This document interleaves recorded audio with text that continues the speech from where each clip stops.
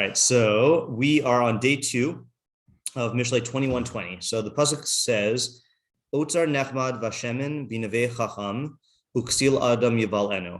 So there are enough binary like translation differences that that thanks to Mati's suggestion, I made it into like a little table here, right? So a coveted or a desirable storehouse or treasure is or endures in the dwelling of a wise man, but a fool of a man will swallow it or consume/spend it. And again, you can mix and match. You can say a coveted treasure endures in the dwelling of a wise man, but a fool of a man will swallow it. Or you could say a desirable storehouse is in the dwelling of a wise man, but a fool of a man will consume it, right? So you can mix and match as you please. Okay, that's the translation. And then we raised a couple questions, 8 questions.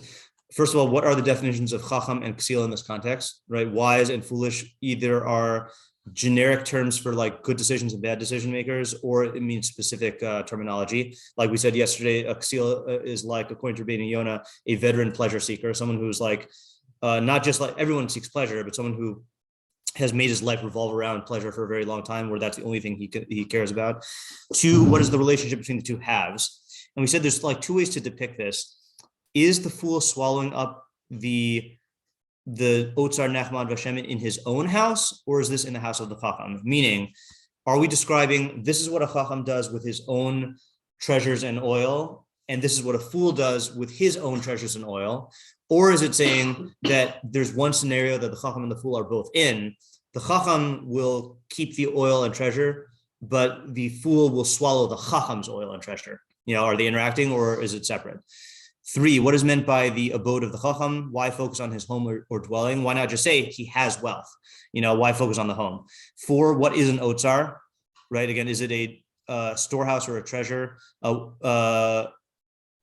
I just type the question twice? Yeah, I typed it twice. What is it storing? Okay. 5, what does nechmad mean and apply? Coveted, desirable, what exactly does it mean?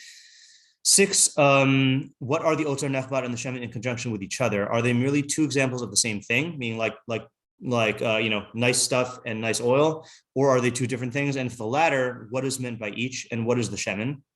Is it fragrant oil that you anoint yourself with, like the modern day equivalent of like perfume or cologne, or is it oil that's used to make food fancy, like fatty foods? Is it a commodity, like you're keeping it to sell, or is it like Sadigon translated, it's just like wealth? And then what is a ksil adam? Why not just say ksil, right? We know that all fools are humans. There's no such thing as a foolish monkey. It's just a monkey, right? So why say a fool of a man? And then who's the audience of the pasuk, and what is the practical decision-making advice? Okay, so that's review of the questions. Now review of the ideas we said yesterday. So we had Mati's approach, which we saw in the Metzudas David, which is talking about saving your money for a rainy day, right? So what does it mean? So Metzudas David, that's not Metzudas David. Metzudas David, oh, here you go. Oh, I give you one. Okay. Metzudas David says, Derech HaChacham, the way of a Chacham, le'etzor b'otzaro devarim nechmadim v'shemen tov.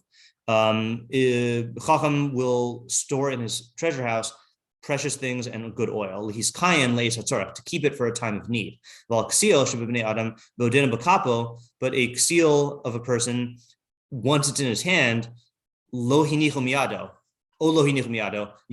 He doesn't let it leave his hand, he just consumes it really quickly. And he won't worry about having it at a later time. Okay, right? So that means that we said the idea there is that the fool, when he has the money, cannot envision himself not having the money. So he sees no reason to save it. So his mind is totally in the present and in the immediate, not in the present in the good way. Like, not like, you know, we say you should be present, but meaning he's only focused on the immediate. He can't envision a scenario where he might need this money someday. So he just spends it, you know? So that was Mati's idea. My idea was that it's talking about saving in order to invest to get even more pleasure and more money. I saw there's a guy named Tim Urban, who I know the Lifter family likes, and he writes the blog Wait But Why, but he's also like a successful businessman. So I was just reading this morning, he and his friend started a SAT, ACT tutoring company when they were in their 20s, and they paid themselves, I think it was like a $25,000 annual salary, okay? So the company took off, And what most people would do in that position is they would increase their own salary. So he and his friend, though, decided that since they were both in their 20s and they had no financial obligations, they would keep their salary the same. And instead of increasing each one by 25,000, they would hire a $50,000 employee. Okay.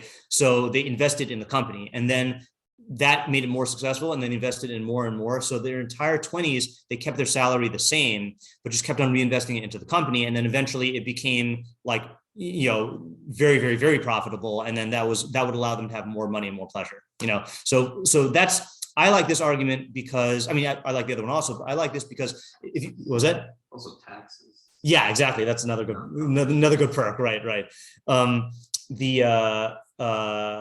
like this approach because I think you could convince the Ksil that he's going to have more enjoyment if he exercises a little restraint. Now, you guys know about the marshmallow experiment? So this famous experiment. I know it's been done in many, many different ways.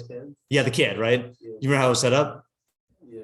Like they give the little kid a marshmallow and they leave him in a room, and they say, like, you could either, if you wait 5 minutes, then I'll give you 2 marshmallows, or you could eat it now. And then they like leave the room, and there are kids who are like, will immediately eat it. And then there are kids who will be like, sitting there psychologically tortured, and then they'll start nibbling on it, and then there are the kids who wait, and then they get the 2 marshmallows.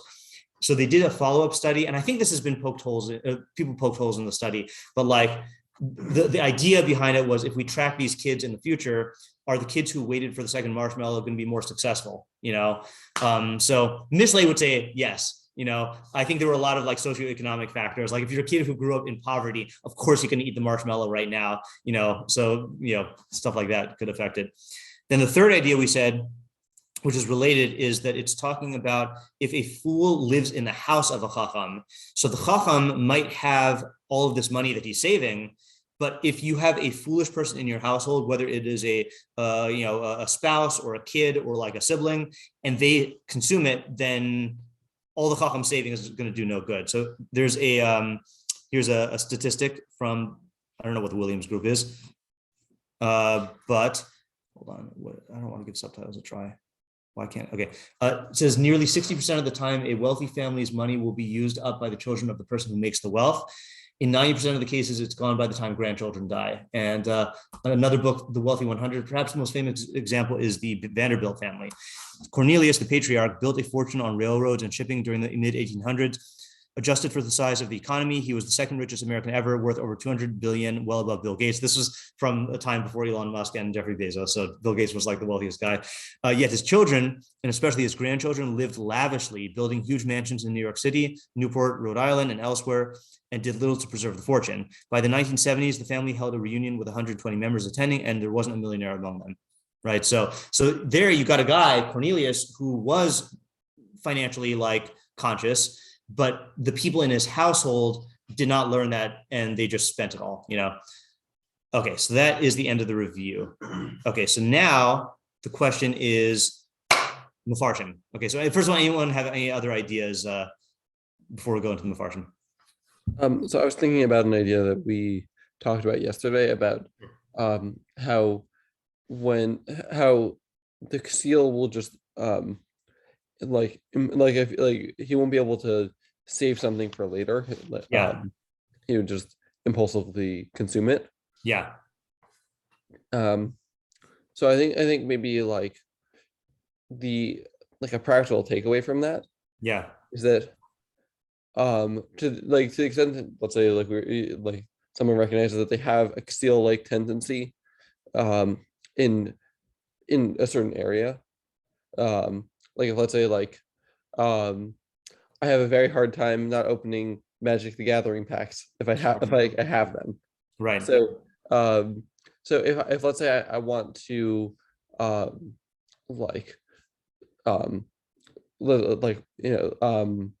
let's say I want to play Magic with like sealed packs later, and I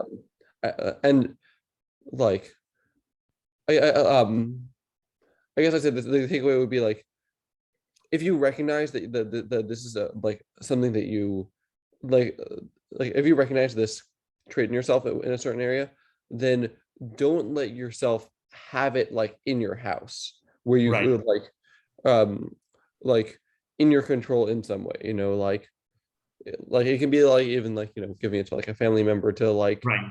to like not like to like hide and tell them not to give it to you unless you like specifically ask for it or something like Right. that. Yeah. So I'm going to frame that with another muscle. I'm sure I've talked about this in Mishlei before, but there's this book called Switch by Chip and Dan Heath, who are these two brothers who write about practical psychology things. So the book is called Switch, and it's about how to make changes in either your life or to change someone else's mind. So they have this paradigm. It's the muscle of the rider on the elephant. Okay, so picture a guy on an elephant. Okay, so let's say you want to make the elephant go in a different direction. Okay, so you could be like yelling and hitting the elephant, and it might influence the elephant, but it's kind of unlikely. But what would really motivate the elephant is if the elephant saw something that it wanted and it was motivated on its own, then it would, then it's gonna follow its own desires. Or if it sees something that is a threat, it's going to to flee. But the best way to change the elephant's behavior is if it is on a path and the path only leads in one direction. So then of course the elephant is going to follow the path. So these authors said that there's three types of strategies you can use to change your own mind or other people. There's rider-based strategies, elephant-based strategies, and path-based strategies. Rider-based strategies are when you try to change your own mind by like convincing yourself of the benefits of the decision or like thinking about the consequences. Those are not very effective. Okay, I mean, they are effective, but in the three, then they're the least effective. Second is motivating your inner elephant, which is the animalistic part of you, and giving it what it wants. And this is what Mishlei uses a lot of the time, because it says, Mishlei doesn't try to convince you based on like knowledge, saying like, oh, don't steal because it goes against justice. It says don't steal because you're going to get caught, or it doesn't say, you should be involved in hakdamah because God values hakdamah. It says be involved in hakdamah because you get more pleasure out of life, But then the best decision-making, best way to change behavior is you change the circumstances or the path. So like, let's say you are it's similar to Isaac's example. Let's say like you have a hard time snacking on junk food. So convincing yourself of the health benefits or the health detriments is not going to change you very much. Okay. Better strategy is find healthy food that actually tastes good, so you'll be inclined to like eat it. But the best strategy is just don't buy unhealthy food. And if it's not in your house, then you won't eat it. And position the healthy food, instead of like making it like stored away in the back of your cupboard, put it out on the table so that when you get a hankering, you'll see it, So that's the emphasis of putting it in your household, is changing the circumstances and the path to make it more accessible or to make you yourself encounter it, Yeah. Do you know Mr. Goldman? Yes, I do. So he has like, I think for his 11th grade class, he has like an end of year big assignment. Yeah. You're supposed to review like a genre or something. Yeah. And he wants you to like get sources, like my first source-based project. Yeah. He's like, I had trouble getting books and doing the assignment. So he said, just get the books. Yeah. And just put them on your desk. Yeah. So when you get home, you see them, they'll be on your mind. Yeah. It's amazing how effective that can be. Did it help? I think so, yeah. All right, good. Yeah, that's a good example. Okay, so let's go to the Mefarshim here. So our order is usually Metzudas David, then Rabbeinu Yonah. So Rabbeinu Yonah is on the left column under Rashi and the Rid. So I have not read this yet. So Rabbeinu Yonah says like this: Derech ha'ashirim ha'pikchim. So it is the way of clever rich people. Letzor otzar kesef v'zahav otar shemen, to have storehouses of silver and gold and storehouses of oil. So he's learning otzar nechmad, that the word otzar goes on shemen also. So an otzar of money, silver and gold, and an otzar of shemen, of oil. And the storehouse of the silver and gold is sealed up and hidden. Vashemen kein otzar kihu itam babayis. Okay, and the shemen is in a type of otzar that they keep with them in the house. In schora, and it is like their merchandise. Ki yiknuhu bezol v'yimkaruhu b'yoker. They buy low and sell high, right? That's time-tested strategy for making money. V'gam hu's kar b'divrei zal, and it is also, oh, sorry, let me just clarify this. So he's saying like this, he's saying there's two types of wealth. There's wealth that you save and you don't touch. And then there's wealth that you use and invest and make money with. Okay, kind of like what Chizkiyahu was saying about how, analogous. There's, your savings account and then your checking account, but this is more like savings account and business account. Then he says, "V'gam huskar b'divrei zal atir mashach atir kamas zehu bal." Next page, zehu bal shmuos. Okay, so they're applying it. Okay, that's weird. What does that mean? Do you have a storehouse? Atir. Wait, what does atir mean? Where's this from? This is from Bava Basra. Kufman Hey Amud Beis. I'm just going to look this up. What was it? Yosef on the sources. You want me to write down the sources? Oh no, it's fine. Thank you though. No, I could just I can just remember it's Rabbeinu Yonah. I thought you were like quoting a proverb, like Yosef on the sources. Yes. Like Yosef Atzadik or something. Yeah. Okay. So I'm just looking up the English here because I don't want to get a dictionary.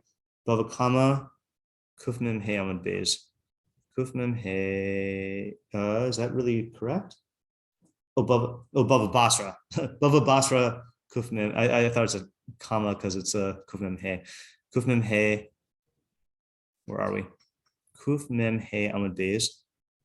And let's look up Atir. Yeah, the sages taught in a brayso there are different types of Torah scholars. There's a scholar who is wealthy in figurative property. Okay, so wealthy in Atir Nichsin means wealthy in property. Atir Pumbi, wealthy in public renown. Okay, Zehu Bal Hagados. This is a person who is good with like midrash. Atir Silaim. Sorry, there's someone who's wealthy in coins, and then and then Atir Takoa, Zehu Bal Pilpul, and then there's a master of someone who's wealthy in houses. This is a master of dialectics, like analysis. Okay, this is its own. This is its own thing. Let's ignore the Rabbeinu Yonah and see if we could do that because now he's saying figuratively here.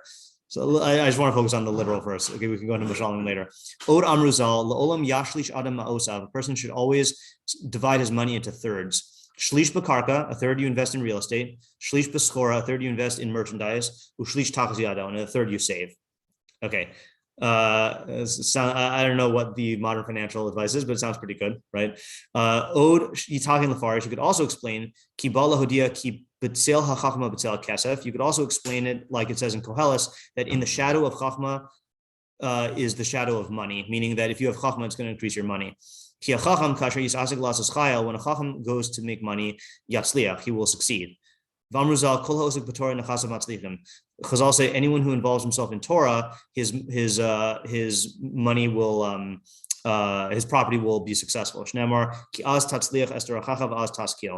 you will be successful in your way, and then you'll become intelligent. See, this is a very Mishlei argument for learning Torah, right? That the Torah's argument for learning Torah is it's the purpose of man and it's a mitzvah. Mishlei's argument for learning Torah is it'll sharpen your mind, and you'll be able to apply that analytical decision making to your finances, and then you'll be able to make money. It's good lo lishma that if you want to become wealthy, then like sharpen your mind through analysis. And we have many good examples in our yeshiva, right, of people who are great chachamim who applied their mind to money making and then became very, very wealthy. So it's a good argument. Uksil anim yavalenu, and a fool of a man will swallow it up. Kasher yanichu leben haksil. Okay, when he leaves it to a son who is foolish, this is like I was saying with the Vanderbilts, Yivalenu, his son will squander it. He will be drawn after partying and pleasures, Vichale Otar Aviv, and he'll deplete the bank accounts of his father, Asher Kipsu B'chachma, who gathered it with Chachma. Oh, good, he's answering our question. He calls him a foolish man,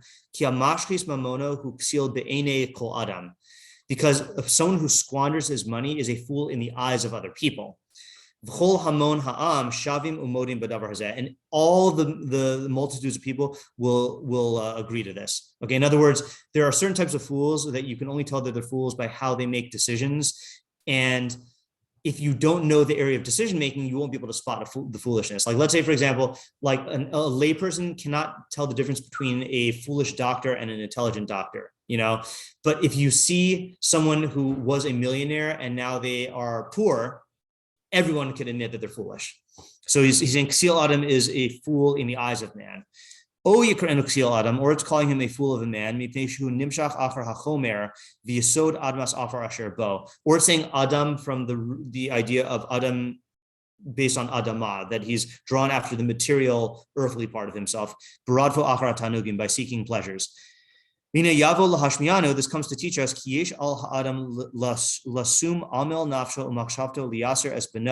this is teaching a person that he should devote himself to and his soul and his plans to rebuking his son or disciplining his son, and to bequeath chachma to him. That's the real inheritance. Because if you bequeath wealth to your son and he's a fool, then you're not giving him anything. He's going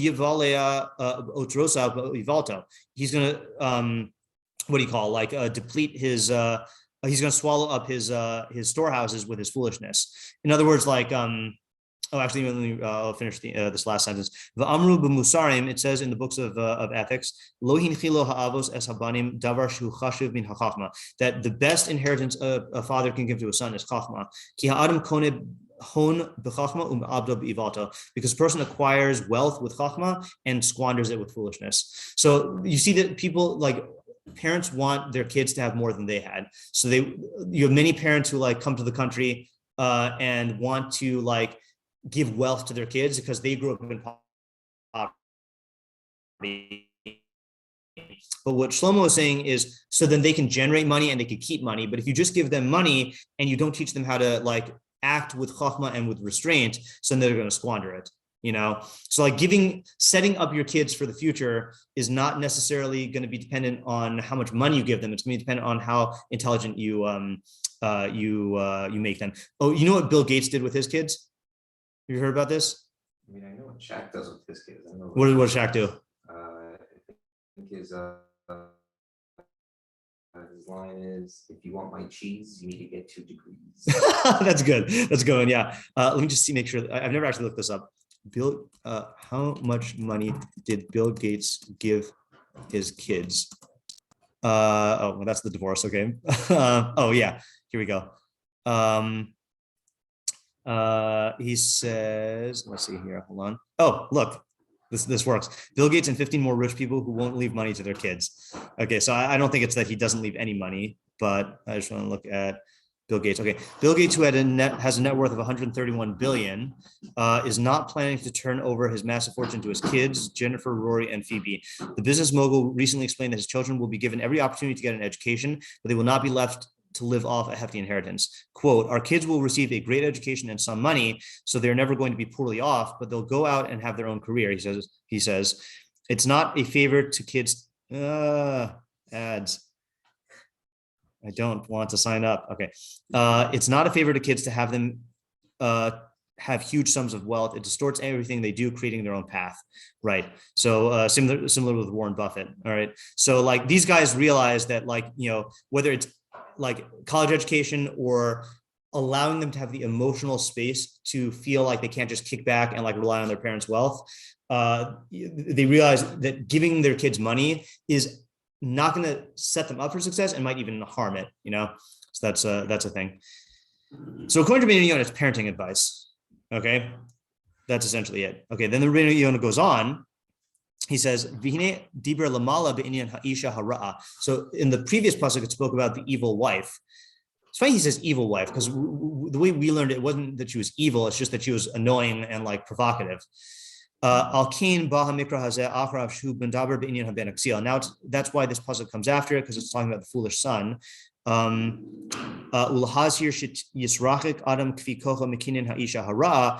a person to not get a bad wife, and to rebuke his son and give him chachma.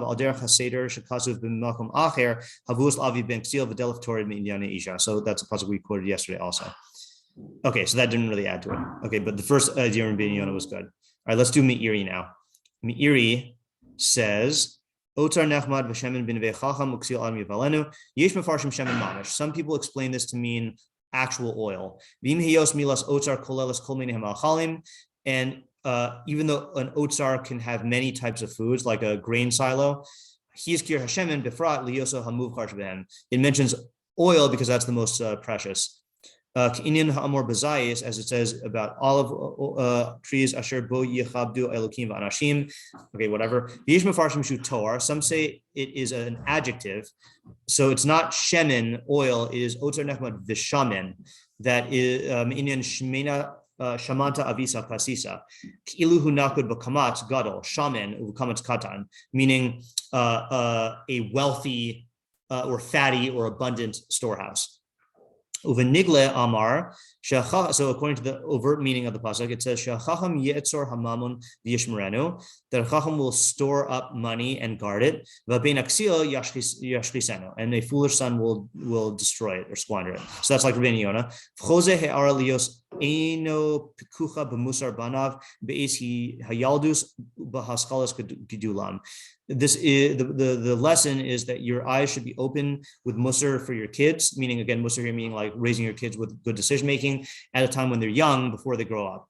Okay, uksil adam, and a fool of a person hafuch kamo adam ksil. That's the opposite, a foolish man. O pirusho haksil shebemin ha'adam, or it means a fool among the human species. O pirusho haksil shalo, or it means his own fool, Rotzlomer Beno Haksiel, his foolish son. Kamosh Amar Hachacham, Sichlus Habanim Rekev, probably Avos, Rekev Lamamun Avos. Okay.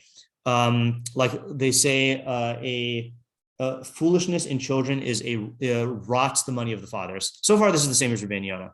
V'yesh mefarshim uksil shame. Some say uksil is a noun.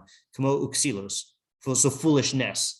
Foolishness of a person will swallow it. So that's like Isaac was saying, that it's not talking about an actual fool, and it's not even talking about a foolish son. It means that a chacham will save all this money, but your inner foolishness will swallow it. So yeah, every one of us has a little fool inside that wants to consume all the wealth, and you got to like guard against that fool. O pirusha, or it means shachacham yeda liknos hamamon, that the chacham knows how to acquire money. Af kishalo hayalo betchila, even though he didn't have it in the beginning. Vaksil lo dai shal yeda likno, it's probably supposed to say shalo yeda liknoso. Not only does he not know how to acquire it, elash af oso shemata kanui humashchiso berohan hagaso upizar hota oso. Not only does he not know how to acquire it, but even that which he acquires, he will waste with his bad behavior and his lavish spending. Okay. So then he says, Uvaderech Nister, so this is what Chizkiyahu wanted to get to. Uvaderech Nister, in the hidden esoteric meaning, Yeforish bo mash pirashnu bo b'psichas sefer b'pasuk divrei pi chacham chein v'sifzek sil taval eno. We'll explain it based on what we wrote at the beginning of the book, which is that the words of the mouth of a chacham are grace, and the fool of the lips will swallow it. So I don't know. And he says he explains it in the beginning of the book, but his intro is so long that I don't know if I can find it. Let me just do a quick search. So what would you guess, though, while we're waiting, what would you guess he's going to apply? How would he interpret this metaphorically? That one? Yeah. Well, let's just say our pasuk. How would he interpret our pasuk metaphorically? What would the oil and the wine be a reference to?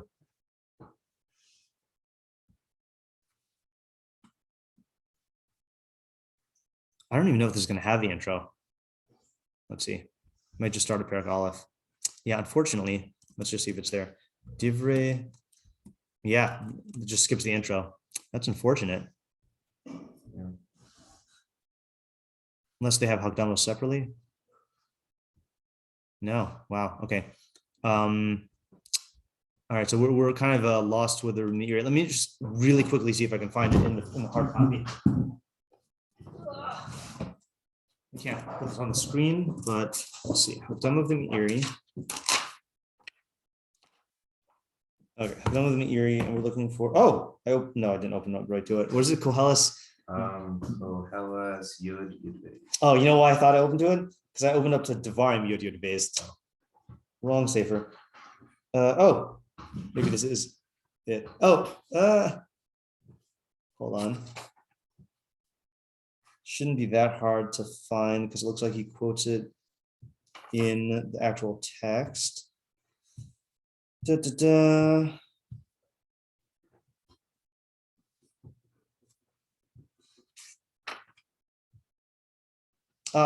Yud, no, that's Yud Beis Yud Aleph. Oh, this is such a long hakdamah. Looks like I can't find it. Wow, super long hakdamah. I've been through the hakdamah, but it was a long time ago. Oh, got it. He says, Otar Neph b'Hashem b'nevei chacham uksiel adam yavaleno. So he quotes our pasuk. He says, hold on just 1 second here.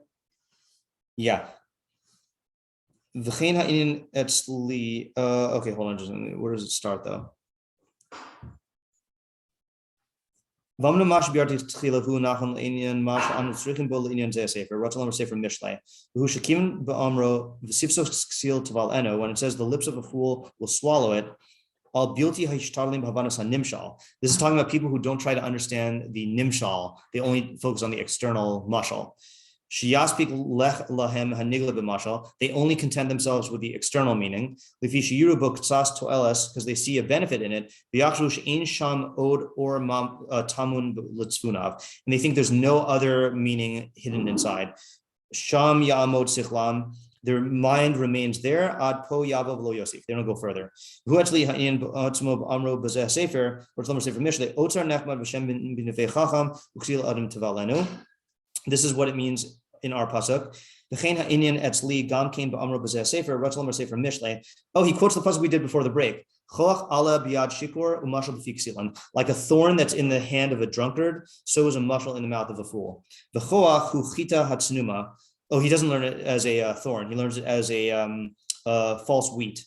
Right? Remember this? False wheat? Hanikras Belushan Talmud Zunin. We had this in Wikipedia, right? False wheat. Hold on. There's like Durham, I think. Yeah. You think you were or you were not? Oh, yes. Okay, yeah. So false wheat was Darnell, right? We thought that was sounds like African American name. It is actually, but not like this. False wheat is that basically it looks like wheat, but it doesn't actually make wheat. Okay, so like false wheat in the hand of a fool. So is a mushel in the mouth of a fool. Sorry, like false wheat in the hand of a drunkard, so is a mushel in the hand of a fool. So Meiri goes on, he says, Amram hachitim v'hazunin enam kilaim zebze. Okay, fine. Chen shamar b'tamad hamarav chitin dekarka. He just quotes a bunch of things that this is what it means. V'amar, it's saying, Shaksil kishiyala biyado hazunin tiskar daito. So when the seal grabs this false wheat, his mind is put at ease. And he's content based on his thought. Also he thinks it's actually wheat. So too the mashal in the mouth of a fool. His mind will be content when he knows the external meaning, as if he got the internal meaning. The external meaning, even though there is a benefit to the masses, that's us, it is of very little value compared to the inner meaning, which is the true benefit to the person of understanding and intellect. Just like the false wheat, which has some benefit, and you could feed it to chickens, but it's very little value compared to actual wheat, which can feed man. Yeah, so he's basically warning. Okay, he goes on, sorry. So the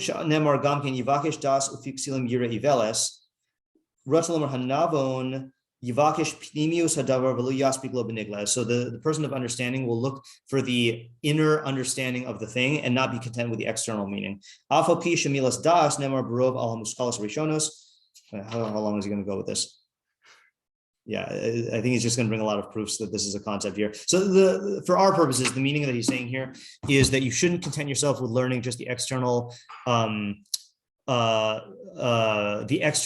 in the Mishlei Psukim. You should look for the internal meaning. The irony is that here in our pasuk, he doesn't give us the internal meaning, right? He says that the internal meaning is about looking for the internal meanings. So that's why I was hoping to find a pasuk that, or someone who interprets this metaphorically, to something that is more than just financial success. Let's look at the Rashi. No, Rashi doesn't say it. Rashi was a good candidate. Let's look at the Malbim. Malbim often does this. So Malbim says, Ksil Adam is Adam Ksil, a man who is foolish. Kamo Rabim Amim Mishani Kazav. Okay, what does the Malbim say in his commentary? Otar Neph b'Shem b'nevei Chacham. Omer lefi hamashal she'Chacham lo yovad hasugula v'haotar shelo. So it says that the Chacham will not destroy the treasure that he has. V'shomer also, he'll guard it. Ad she'otar nechmad kamo zahav u'v'samim, to the point where a delightful storehouse, like which has gold and spices, the shemen atov shenasun gamkin ba'otar, and fragrant oil that's also in the otar, nimsa b'nevehu. It's going to be found in his house. But v'adam ksil yivalenu. Yivale v'yashkis as ha'otar. The fool of man will swallow it and destroy the otar. Okay, v'nimshal, and the internal meaning, which is what the Meiri said we should understand, im al ha'otar v'shemen hagashmi, is it's either talking about physical storehouses in oil, that the Chacham will make strategies to make sure that he always has this otar in his house.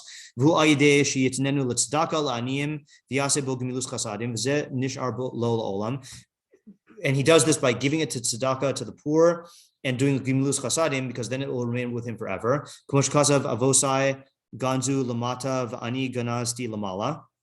Okay, I don't know what he's referencing there. But the foolish person who treats it as belonging to himself,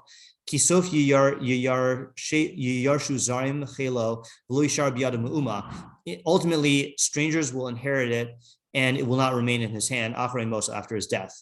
So in other words, like this, he's saying, if you recognize that wealth really belongs to Hashem, right, that you don't actually have possession of your wealth, that's like the mentality that we're supposed to view it, that God is basically giving you access to this, but you should use it for his value system of tzedakah, chesed, and mishpat.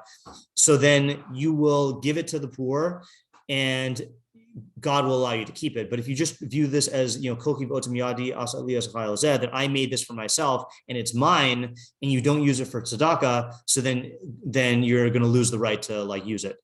However you explain that to work, whether it's hashgacha pratis or hashgacha klalis. Okay, but then he says, v'chein ba b'malitza, or you could refer to it allegorically, al otar nechmad v'shemen haruchani. This is what Chizkiyahu, I think, wanted to say, spiritual treasures and wealth.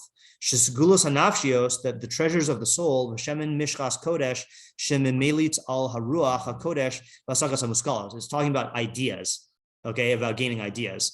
This will remain in the storehouse, in the abode of the Chacham. The Chacham lives in line with the principles of Chachma. But the fool who is estranged from the principles of Chachma, because of his taiva, he will deplete, or he will swallow up the storehouse and destroy it. Didn't we say yesterday you can't use up your sword technology? Okay, good. So let's develop this on our own. We got enough inspiration from the Malbim. So we understand how if you have ideas, then they will remain with you and you'll use it correctly. And we said yesterday, Mati's reminding us that ideas are better than money, in the sense that if you spend money, you can't have it anymore. But with ideas and chachma, if you use it, you still have it and it increases, or it can increase. So the question is, how could the fool squander the principles of Chachma and lose it? And the only thing that the Malbim gives us here is he says that because of his taiva. So I think that's a good hint. So how could you squander your Chachma and lose the Chachma?